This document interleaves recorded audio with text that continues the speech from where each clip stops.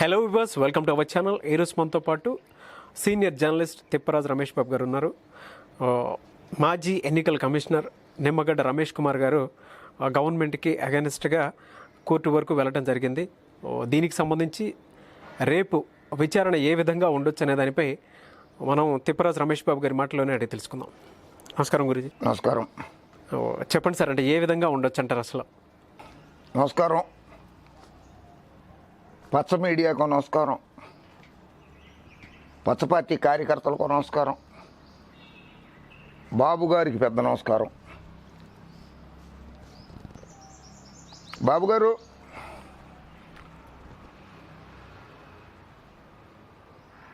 మిమ్మల్ని చూసుకుని మీ అండ చూసుకుని రెచ్చిపోతున్నటువంటి, ఏ కాలంలో ఏ కోట్ వేసుకోవాలో ఎప్పుడు వేసుకోవాలో కోట్ అనేటువంటి స్వయం ప్రకటిత మేధావి, ఏ కాలంలో ఏ కోట్ వేసుకోవాలో కూడా తెలియదు. ఆయన వ్యాసం కాలంలో కూడా కోట్లు వేసుకుని తిరుగుతాడు. ఆయన స్వయం ప్రకటిత మేధావి. ఐఏఎస్లు చదివి మాజీలు అయిపోయిన మాజీ అధికారులు, మాజీ మంత్రులు, కాల్ మనీ సెక్స్ ర్యాకెట్లలో ఉన్నవాళ్ళు, ఆనాడు పచ్చగొట్టాలు వెర్రవేగిపోతున్నాయి. పాపం ఆయన ఒక్కడు వైఎస్ జగన్మోహన్ రెడ్డి కరోనా మహమ్మారితోటే విపరీతంగా యుద్ధం చేస్తున్నాడు. ఆయన దాంతోపాటుగా ప్రతిపక్ష పార్టీ, పచ్చ ప్రతిపక్ష పార్టీతోటి, ఎర్ర పార్టీలతోటి, పావలా పార్టీతోటి, పచ్చపిచ్చి మేధావులతోటి, పచ్చగొట్టాలతోటి కూడా యుద్ధం చేయాల్సి వచ్చింది ఆయనకి. వీళ్ళందరిది ఒక ఎత్తు అయితే కళ్ళకు గంతలు కట్టేసిన అని అనుకున్నాము. కాదు, నోరు మోగపోయింది, చెముడు వచ్చేసింది. ఆ న్యాయదేవతతో కూడా యుద్ధం చేయాల్సిన పరిస్థితి వైఎస్ జగన్మోహన్ రెడ్డి గారికి వచ్చింది ఈ చిన్న వయసులోనే. పాపం బాబు గారు, డాక్టర్ శ్రీ పద్మశ్రీ నటరత్న నట సార్వభౌమ నందమూరి తారక రామారావు గారు మీ మామగారు. ఆయన్ని ముఖ్యమంత్రిగా ఉండడానికి ప్రజలు 1994లో 5 సంవత్సరాలు పదవిలో ఉండడానికి అధికారం ఇస్తే 1995లో చెప్పులేయించి మరీ దించేసావు కదా ఆయన్ని కిందకి. అప్పుడు ఎన్నేళ్ళు ముఖ్యమంత్రి అధికారంలో ఉండాలి అన్నది గుర్తు రాలేదా బాబు గారు మీకు? ఆయనకి 5 ఏళ్ళు ఉండడానికి కదా ప్రజలు ఇచ్చింది. అప్పుడు ఈ పచ్చగొట్టాలకి గుర్తు రాలేదా? ఎగబడి ఆయనకి, చంద్రబాబు గారికి సపోర్ట్ చేశారుగా మీరందరూ. అప్పుడు ఎన్టీ రామారావు గారికి 5 ఏళ్ళు ఉండాలని ఇవ్వలేదా అధికారం? సరే, ఎన్నికల అధికారి గారు, మీరు రాజ్యాంగబద్ధంగానే నియమించబడ్డారు. మీకు విచక్షణ అధికారాలు ఉన్నాయని మీరు చెప్పుకుంటున్నారు. ఓకే, మీరు రాజ్యాంగబద్ధంగానే నియమించబడ్డారు. గవర్నర్ గారు కూడా రాజ్యాంగబద్ధంగానే నియమించబడ్డారు కదండి. గవర్నర్ గారు కూడా రాజ్యాంగబద్ధంగానే నియమించబడ్డారు కదా. ఆంధ్రప్రదేశ్ ముఖ్యమంత్రి వైఎస్ జగన్మోహన్ రెడ్డి గారు రాజ్యాంగం మీద ప్రమాణం చేసి రాజ్యాంగబద్ధంగా ప్రజల చేత ఎన్నుకోబడ్డారు. మీలాగా నియమించబడలేదు. నియమించడానికి ఎన్నుకోబడ్డానికి చాలా తేడా ఉంది. ఎన్నికల కమిషనర్ గారు, మీరు ఎన్నికలు నిర్వహిస్తారు కదా, మీకే తెలుసు కదా. ఆయన ఎన్నుకోబడ్డారు ప్రజల చేత, మీరు నియమించబడ్డారు. మీకు ఒక్క విచక్షణాధికారమే ఉండుండొచ్చు. 243K ఆర్టికల్ 243K ప్రకారంగా మీకు ఒక్క విచక్షణాధికారమే ఉండుండొచ్చు, మీ నియామకానికి కానీ మిమ్మల్ని తొలగించడానికి కానీ. సాధారణ పౌరుడిగా, సాధారణ ఓటర్గా, సాధారణ ప్రజలకి, నాకు, రాష్ట్రంలో ఉన్న ప్రజలందరికీ చాలా అధికారాలు ఉంటాయి తెలుసా. కాన్స్టిట్యూషన్ ఆఫ్ ఇండియాలో ఉన్నటువంటి ఆర్టికల్స్లో 14 అధికరణం మొదలెడితే, ఆర్టికల్ 14 మొదలెడితే 14, 19, 20, 21, 22, 26, 30, 32, 35, 45, 300, 301, 309, 311, 324, 325, 326, 340, 333, 335, 354, 356. ఇన్ని రకాలైన అధికారాలు ఇంకా ఉన్నాయి, నేను చెప్పడానికి చాలా ఉన్నాయి. ఇన్ని ఆర్టికల్స్ ప్రకారంగా మా అందరికీ అధికారాలు ఉన్నాయి. మీకు ఒక్క అధికారం 243K ప్రకారంగానే ఉంది. మాకు ఇన్ని రకాలైన అధికారాలు ఉన్నాయి. మేము గొప్ప, నువ్వు గొప్ప.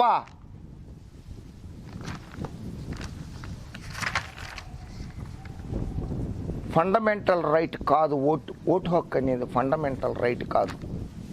రాజ్యాంగంలో ఓటు హక్కుని ప్రాథమిక హక్కుగా చేర్చలేదు. కానీ చట్టపరమైన హక్కు, న్యాయపరమైన హక్కు. ఎందుకంటే representation of peoples act 1951, representation of people act 1951 ప్రకారంగా రాజ్యాంగబద్ధంగా చేర్చినటువంటి హక్కు అది. ప్రజలకి, ఓటర్లకి. ఆంధ్రప్రదేశ్లోని దళిత వర్గాలకు చెందిన 40 లక్షల మంది ఓటర్లకి, గిరిజనులకు చెందిన 15 లక్షల మంది ఓటర్లని, వెనుకబడిన బడుగు బలహీన వర్గాలకు చెందిన 55 లక్షల మంది ఓటర్లని, మహిళా ఓటర్లని, బ్రాహ్మణ వైశ్య క్షత్రియ సగర అన్ని రకాల కుటుంబాల, కాపు, తెలగ, బలిజ, ముస్లిం మైనారిటీ, క్రిస్టియన్స్, ఇన్ని రకాల మతాల ఓటర్లు, దాదాపు 2,85,00,000 మంది ఓటర్ల ఓటింగ్ హక్కుని కాలరాసే అధికారం, విచక్షణాధికారం నీకెవడిచ్చాడు నిమ్మగడ్డ? రాజ్యాంగం ఇచ్చిందా? ఓటు హక్కుని ఓటు హక్కు వేయకుండా ఆపే అధికారం నీకు లేదు నిమ్మగడ్డ. సరే, చట్టాల్లోకి వద్దాం, చూసుకుందాం. చట్టాలే చెప్పుకుంటూ వస్తా. Anurag Narayan Singh versus state of Uttar Pradesh. 10 September 1996 నాడు సుప్రీంకోర్టులో ఎస్సీ సేన్ బిపి జీవన్ రెడ్డి గారి ద్విసభ్య ధర్మాసనం bench,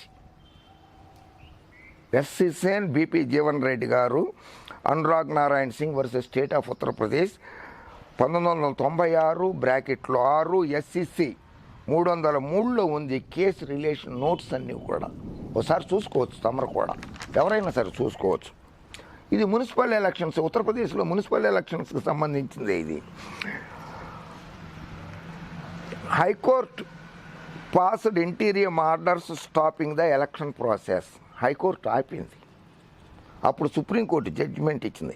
SC quashed such interim orders. Supreme court కొట్టేసింది high court ఆర్డర్స్ని.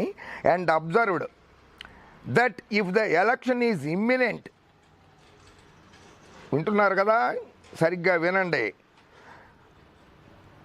SC quashed such interim orders and observed that if the election is imminent or well under way, అంటే ఎన్నికలు జరుగుతున్న సమయంలో ఎన్నికలు ఆపే హక్కు లేదు అని సుప్రీంకోర్టు జడ్జిమెంట్ ఇది. Interim orders and observed that if the election is imminent or well under way, మధ్యలో ఉన్నప్పుడు, జరుగుతున్నప్పుడు, the court should not intervene to stop the election process. కోర్టులు వేలు పెట్టకూడదు ఆ ఎన్నికల్లో. ఈ సుప్రీంకోర్టు జడ్జిమెంట్ ఎస్సీసీఎన్ గారు, బీపీ జీవన్ రెడ్డి గారు ఇచ్చింది. తిప్పరాజు రమేష్ బాబు చెప్పడం లేదు. To stop the election process if this is allowed to be done. ఈ రకంగా చేస్తే, కోర్టులు ఈ రకంగా కనుక అలౌ చేస్తే, no election will be ever take place. భారతదేశంలో ఎన్నికలే జరగవు. సుప్రీంకోర్టు జడ్జిమెంట్ సార్ ఇది. No election will ever take place because someone or other will always find some excuses to move the court and stall the elections. ఎవరో దారిని పోయే దానితో సహాయం 135 కోట్ల మందిలో ఎవరో ఒకళ్ళు కోర్టుకు వచ్చేసి ఎన్నికలు వాయిదా వేయమనో, లేకపోతే ఇంకోటి చెప్పి ఎన్నికలు వాయిదా వేస్తే భారతదేశంలో ఎన్నికలే జరగవని చెప్పి సుప్రీంకోర్టు తీర్పు ఇచ్చింది sir. The importance of the holding elections at regular intervals cannot be overemphasized. If holding elections is allowed to stall on the complaint of a few individuals, ఎవరో కొద్దిమంది వేసిన ఎన్నికల పిటిషన్లతో ఎన్నికల వాయిదా వేస్తే then the grave injustice will be done to the crores of other voters who have a right to elect their respected representatives to the democratic bodies.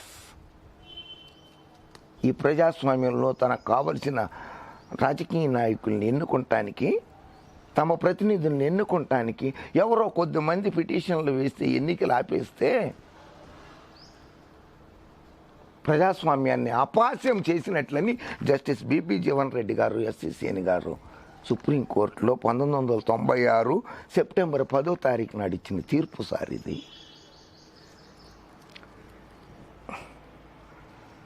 MS Gill, Mahendra Singh Gill గారి supra case number. The election disputes are not just private civil disputes between two parties. ఈ ఎన్నికలు జరపాలా వద్దా, postpone చేయాలా వద్దా అనేది ఇది రెండు పార్టీలకు సంబంధించింది కాదు. The action taken or orders issued by election commission are open to judicial review. ఎన్నికల కమిషన్ తీసుకున్న నిర్ణయాలని కోర్టులు విచారించవచ్చు on the well settled parameters which enable judicial review of decision of statutory bodies, such as on a case of modified or arbitrary exercise of power being made out of the statutory body being shown to have acted in a breach of law. చట్టాన్ని అతిక్రమించి విచక్షణాధికారంగా ఉందని ఎన్నికలను వాయిదా వేయటాలు, ఎన్నికల్ని ఆపేయడాలు చేస్తే అది చట్ట విరుద్ధం ఉంటారు. వింటున్నారు కదండి బాబు గారు, మీరు మీ మేధావులు కూడా పచ్చగొట్టాలి పిచ్చి కొట్టాలి కూడా ఒకసారి వింటే బాగుంటుంది సార్. జగన్మోహన్ రెడ్డి గారిని ఇబ్బంది పెట్టద్దా సార్, ఇవ్వకూడదు సార్ ఆయన్ని. ఢిల్లీలో వాళ్ళు ఉన్నంత వరకు, అమరావతిలో వీళ్ళు ఉన్నంత వరకు జగన్మోహన్ రెడ్డి గారికి న్యాయదేవత సహకరిస్తుందో సహకరించదో సందేహమే, నాకైతే సందేహమే. ఢిల్లీలో వాళ్ళు ఉన్నంత వరకు, అమరావతిలో వీళ్ళు ఉన్నంత వరకు న్యాయదేవత వైఎస్ జగన్మోహన్ రెడ్డి గారికి సహకరిస్తుందో లేదో నాకైతే సందేహమే. అయినా పట్టుబదలని విక్రమార్కుల్లాగా మా ప్రయత్నాలు, ప్రభుత్వ ప్రయత్నాలు అవే చేస్తాయి, చేయాల్సిందే కదా. అయినా సరే ఇన్ని జడ్జిమెంట్లు మీకు చదివి వినిపిస్తా. మీకు ఒకటే చట్టం ఉండి ఉండొచ్చు, 243K. ప్రభుత్వానికి ప్రజలకి ఇన్ని చట్టాలు ఉన్నాయి. Anurag Narayana Singh versus state of Uttar Pradesh, red petition number 2961429614 of 1995 municipal elections Anurag Singh Thakur కేసులో సుప్రీంకోర్టు జడ్జిమెంట్ మార్చి 30th, 1982 నాడు ఇచ్చిన జడ్జిమెంట్ సార్ ఇది.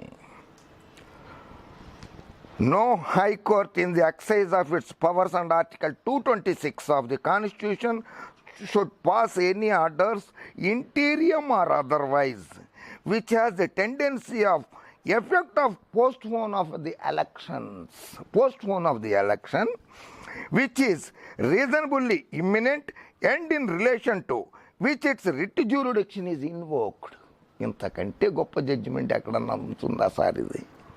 నేను ఇచ్చింది కాదు సార్, సుప్రీంకోర్టు ఇచ్చింది judgement in writ petition number 29614.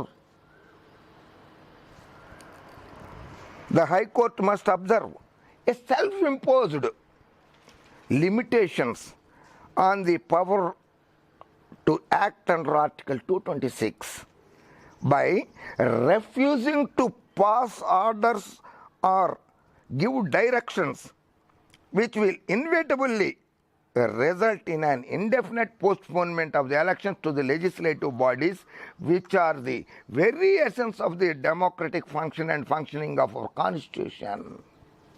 ఇది సుప్రీంకోర్టు జడ్జిమెంట్ సార్. హైకోర్టు వేలు పెట్టకూడదు, డైరెక్షన్స్ ఇవ్వకూడదు, ఎన్నికల్ని పోస్ట్ పోన్ చేయడానికి ఇష్టం వచ్చినట్లు పోస్ట్ పోన్ చేయడానికి హైకోర్టులు కూడా అనుమతించకూడదు అని ఇచ్చిన జడ్జిమెంట్ సార్. అదిగాక ఆంధ్రప్రదేశ్ హైకోర్టు ఎన్నికలు జరపమని జగన్మోహన్ రెడ్డి గారికి తీర్పిస్తే ఎన్నికలు జరపడానికి ఆయన సిద్ధమైతే 243K ఉంది నాకని చెప్పి మీరు ఎలా పోస్ట్ పోన్ చేసేస్తున్నారు sir ఎలక్షన్స్ని?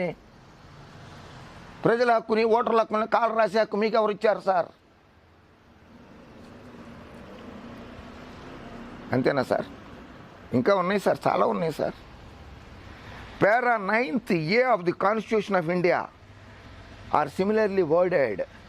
In fact, highest importance has been attached to holding of panchayat as well as municipal elections in the Constitution, by the Constitution. Municipality ఎన్నికలు, పంచాయతీ ఎన్నికలు ఈ దేశానికి పట్టుకొమ్మలు.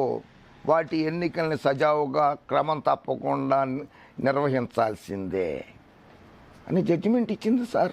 కాన్స్టిట్యూషన్ పారా నెంబర్ 9లో రాసి ఉంది సార్. దీన్ని కూడా వైలేట్ చేసే అధికారం ఉందా మీకు? తప్పు సార్. ఇంత ఇంటర్ప్రిటేషన్ అంటాం చూసారా, ఆ ఇంటర్ప్రిటేషన్ని ఇలా అమలు చేయకూడదు సార్ మీరు. పారా 9A సార్. ఇంకోటి Para 9A of the Constitution were introduced by the Constitutional Amendment number 73, Act 1992 and 74 Amendment Act 1992. By these two parts, it was intended to take democracy to the grassroots level. ప్రజాస్వామ్యాన్ని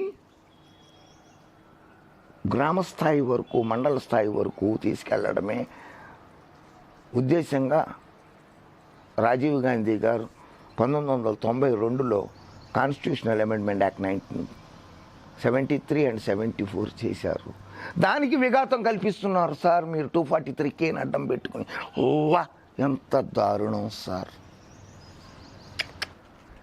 ఇది civil appeal number 11/830/1996, special leave petition civil number 25864 of 1985.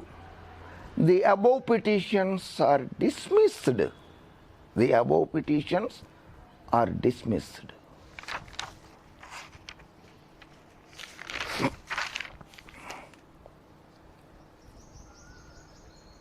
ఇంకా sir, ఉమ్మడి ఆంధ్రప్రదేశ్లోనే బాబుగారి మామగారండి, బాబుగారి మామగారు నా నాయకుడు, నాకు అన్నగారు నందమూరి తారక రామారావు గారు, నటరత్న పద్మశ్రీ డాక్టర్ నటసార్వభౌమ డాక్టర్ నందమూరి తారక రామారావు గారు 1983లో ముఖ్యమంత్రి పదవి చేపట్టిన తర్వాత ప్రప్రథమంగా ఆయన తీసుకున్న నిర్ణయం ప్రభుత్వోద్యోగుల పదవి విరమణ వయస్సుని 58 నుంచి 55 ఏళ్ల వయసు చేసినప్పుడు ఆంధ్రప్రదేశ్ హైకోర్టుతో సహా, సుప్రీంకోర్టుతో సహా కె నాగరాజ్ అనే అతనితో పాటుగా చాలామంది రెడ్ పిటిషన్లు వేస్తే, నాగరాజ్ అనే అతనితో సహా writ petition number 1073, writ petition number 1100, writ petition number 1117, writ petition number 1119, writ petition number 1229, writ petition number 4218, writ petition number 4571, writ petition number 5266, writ petition number 5280 of 1983, writ petition number 12295లో 1985 AIR 551 SCR 2579లో justice YV Chandrachud గారు chief justice of India, RS Pathak justice గారు, సవ్యసాచి ముఖర్జీ గారు justice, ముగ్గురు సభ్యుల ధర్మాసనం, రాజ్యాంగ ధర్మాసనం ఒక తీర్పు ఇచ్చింది సార్. ఆ తీర్పును కూడా చదివి వినిపిస్తాను sir. Apart from the position we find it difficult. ఈ కేసులో చాలామంది ప్రముఖ న్యాయవాదులు, అనిల్ దివాన్ గారు, పిపి రావు గారు, అటువంటి వారు చాలామంది మేధావులైనటువంటి నాయకులు, న్యాయశాస్త్రవేత్తలందరూ కూడా పోరాడారు. Apart from this position we find it difficult to appreciate how the retirement of an employee in accordance with law or rules regulations regulating his conditions of service cannot amount his removal from service. వింటున్నారండి? YV Chandrachud, chief justice of India, RS Pathak, Sabyasachi Mukherjee గారు ఇచ్చారు. In accordance with the law or rules regulating his conditions of service cannot amount to his removal, REMOVAL, remove from the service. స్పష్టమైన judgement sir ఇది. It was further held in the case of K. Nagaraj Supra that the removal from service on account of reduction of age of superannuation by amending rules cannot be termed as a termination of service. ఎంత గొప్ప judgement అండి, విన్నారు కదా sir. It was further held in the case of K. Nagaraj that the removal from service on account of reduction of age of superannuation by amending rules cannot be termed as termination. ఇక్కడ ఇంకా బాగా చెప్పారు sir. No law can be said to be bad. No law can be said to be bad because it is passed immediately on the assumption of office by new government. అక్కడ NT Ramarao గారు కొత్త ప్రభుత్వం, ఇక్కడ జగన్మోహన్ రెడ్డి గారు కొత్త ప్రభుత్వం. అందుకని మీకు ఇది ప్రత్యేకంగా వినిపించాల్సి వస్తుంది. No law can be said to be bad. ఏ చట్టమైనా కానీ చెడ్డది కాదు. Because it is passed immediately on the assumption of the office by the new government. కొత్త ప్రభుత్వం వచ్చింది, అది చట్టం చేసింది, అది చెడ్డది అని చెప్పి అనడానికి వీలు లేదు అని చెప్పి త్రిసభ్య ధర్మాసనం వ్యాఖ్యానించింది సార్. వర్దిస్సో అదే గనక నిజమైతే every decision taken by a new government soon after exemption of office shall have to be regard as arbitrary. అర్థమైంది కదా. ఇక వాళ్ళు తీసుకున్న కొత్త గవర్నమెంట్ వచ్చిన డెసిషన్స్ అన్నీ కూడా తప్పని చెప్పేసి కోర్టుల చుట్టూరా తిరగడము, కోర్టుల సమయాన్ని వృధా చేయడమే అవుతుంది. కనుక కొత్త చట్టం తీసుకున్న చట్టాలన్నీ చెడ్డవి కాదు అని చెప్పి వ్యాఖ్యానించారు సార్ సుప్రీంకోర్టు జడ్జిలు. The burden to establish malafide is a heavy burden to discharge. రాష్ట్ర ప్రభుత్వానికి ఒకళ్ళ మీద కోపమే అందుకుంటుంది, ఉండదు కదా. రాష్ట్ర ప్రభుత్వాలకి, కేంద్ర ప్రభుత్వాలకి అందరూ ఒకటే కదా. అటువంటి వాళ్ళు తీసుకున్న నిర్ణయము దురుద్దేశంతో తీసుకున్న నిర్ణయం అని చెప్పి కనుక మీరు ఆరోపిస్తే ఆ నిర్ణయం చెడ్డది కాదు అని చెప్పి నిరూపించుకోవటానికి చాలా టైం పడుతుంది, కోర్టు సమయం వృధా అవుతుంది. The burden to establish malafide is a heavy burden to discharge. Vague and casual allegations suggesting that a certain act was done with an ulterior move cannot be accepted without proper pleadings and adequate proof, both are which are conspicuously absent. రాతపూర్వకంగా కానీ మరో రకంగా కానీ ఆధారాలు లేకుండా పిచ్చి పిచ్చి ఆరోపణలు చేసి కోర్టుకు వస్తే అది చెల్లదు అని చెప్పి సుప్రీంకోర్టు జడ్జి చెప్పారు sir. The ordinance making a power being a legislative power, the argument of mala fide is misconceived. అర్థమైందా సార్? ఓహో బాబు గారు మీరు ఎంఏ ఎకనామిక్స్ కదా చదువుకుంది, ఎంఏ లా కాదు కదా చదువుకుంది, లా డిగ్రీ చేయలేదు కదా మీరు. మీ పచ్చగొట్టాల వాళ్ళు ఎవడో లా చేయలేదు, గొట్టం పట్టుకుంటమే తెలుసు వాళ్ళకే. పచ్చగొట్టాల వాళ్ళకి గొట్టం పట్టుకుంటాం తెలుసు, లేకపోతే జగన్మోహన్ రెడ్డితో ప్రజలు పేకలో పట్టుకుంటాం తెలుసు. అలా తప్పితే ఇంకేటి తెలియదు. ఇది చూసుకోండి. ఇది the ordinance making a power being a legislative power, the argument of malafide is misconceived. The kind of transferred malice is unknown in the field of legislation. ప్రజల్ని తప్పుదారిలో పట్టిద్దామన్న చట్టాలు ఏ ప్రభుత్వము చెయ్యదు అని చెప్పి సుప్రీంకోర్టు చెప్తోంది సార్. ప్రజల్ని ఇబ్బంది పెట్టడానికి చట్టాలు చేస్తే వాళ్ళు మళ్ళీ ఎన్నికల్లో ఓట్లు వేయరు కదా ప్రభుత్వానికి అని చెప్తోంది సార్ సుప్రీంకోర్టు. ప్రభుత్వాలు చేసే చట్టాలన్నీ మంచివే అని చెప్తోంది సార్. గవర్నర్ గారు ఇచ్చే ఆర్డినెన్స్ కూడా మంచివే అని చెప్తోంది సార్. ఎందుకు సార్ ఎలక్షన్ కమిషనర్ గారు జగన్మోహన్ రెడ్డి గారిని ఇబ్బంది పెడతారు? చాలా 4 ఏళ్ళు ఎలగబెట్టారు కదా, మన పని ఏదో అయిపోయింది, చేసుకుని వెళ్ళిపోతే సరిపోతుంది కదా. 61st కాన్స్టిట్యూషనల్ అమెండ్మెంట్ కూడా ఉంది సార్. అందులో కూడా రాసి ఉన్నది సార్, రాజ్యాంగ సవరణ 61సారి చేసిన దాంట్లో 326 ఆర్టికల్కి 1988 21 సంవత్సరాల నుంచి 18 సంవత్సరాలకి ఓటు హక్కు కల్పించేశారు. అందులో కూడా ఉంది.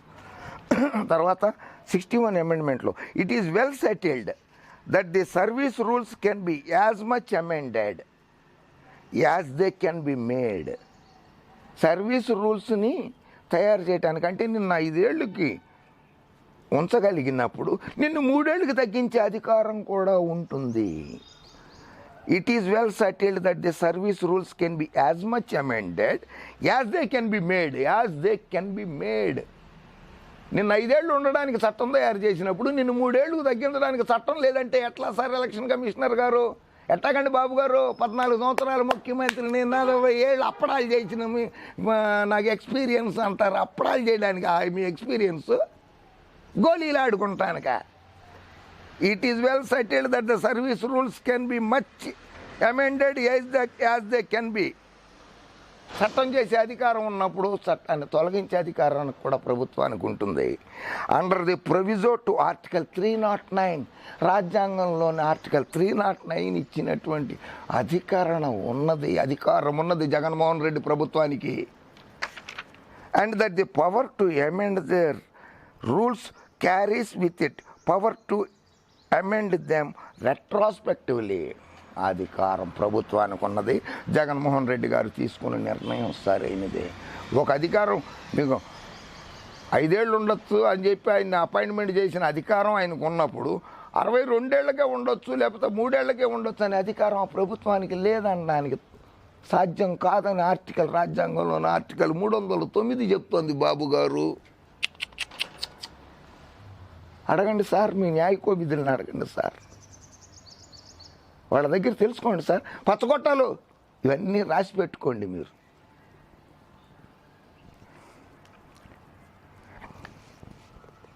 Right to vote is a legal right. Representation of people act section 62 ప్రకారంగా ఓటేసే హక్కును కాలర్ రాసే అధికారం రాష్ట్ర ఎన్నికల అధికారికి లేదు, వేరే అధికారులకి లేదు. 2,85,00,000 మంది ఓటర్ల మనోభావాలు దెబ్బతీసినందుకు చట్టపరంగా మీ మీద ఏ రకమైన చర్య తీసుకోవాలో చెప్పండి. సివిల్లో తీసుకోవాలా, క్రిమినల్లో తీసుకోవాలా చెప్పండి. ఇంతమంది హక్కులను కాలర్ రాసే అధికారం మీకు ఎవరు ఇచ్చారు? సో దయచేసి తమ నిర్ణయాన్ని గౌరవప్రదంగా తీసేసుకుని రిటైర్ అయిపోయారు, మంచి జీతభత్యాలు వస్తున్నాయి, ఈ పెన్షన్ వస్తున్నది, 4 ఏళ్ళు ఇది చేశారు, ఇక్కడ జీతభత్యాలు తీసుకున్నారు, మీ సేవలు చాలు. మీరు ఇంకేమన్నా సేవలు చేయాలనుకుంటే అన్నీ బీసెంట్ లాగాను, లేకపోతే ఆవిడ ఉన్నది కదా మన కలకత్తాలో మదర్ తెరిస్సా లాగాను, శ్రీ రామకృష్ణ పరమహంసలాగా గోచి పెట్టుకున్నాం, వివేకానందులాగా తలపాగా కట్టుకున్నాం, ప్రపంచవ్యాప్తంగా సేవలు చేసుకోండి బాబు గారితో పాటు మీరు, మీతో పాటు మీ పచ్చగొట్టాలని వెంటేసుకెళ్ళి ప్రపంచవ్యాప్తంగా ప్రజాసేవ చేసుకోండి. ఆంధ్ర రాష్ట్ర ప్రజలు మిమ్మల్ని వద్దనరు, సాదరంగా సాగనంపుతారు. వెళ్ళి చేసుకోవాల్సిందిగా ప్రార్థిస్తున్నాను. ఆంధ్ర రాష్ట్ర ప్రజలకు కానీ వైఎస్ జగన్మోహన్ రెడ్డికి కానీ ఆటంకాలు కలగనివ్వకుండా ఆయన సజావుగా ప్రజాసేవ చేయనివ్వండి, పరిపాలించనివ్వండి అని తెలియజేసుకుంటూ, సోమవారం నాడు హైకోర్టు ఏ నిర్ణయం తీసుకుంటుందో, ఏం జరుగుతుందో, వాదనలు ఎలా జరుగుతాయో, ప్రతివాదనలు ఎలా ఉంటాయో తర్వాత చూద్దాము. ప్రజలే నిర్ణయిస్తారు, ప్రజలే దేవుళ్ళు, సమాజమే దేవాలయం కనుక ప్రజలే నిర్ణయిస్తారు. ప్రజలకు అన్నీ తెలుసు కనుక జై హింద్.